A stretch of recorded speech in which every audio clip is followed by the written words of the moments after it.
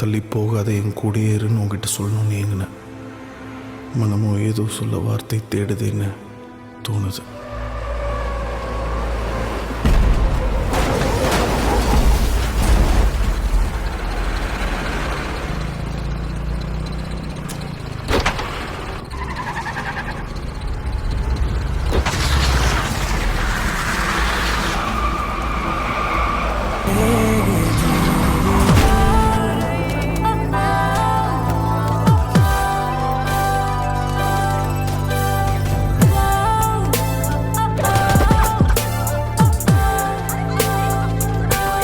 தான் போஸ்டிங் வேணும்னு கேட்டு வாங்கி வந்திருக்கேன்.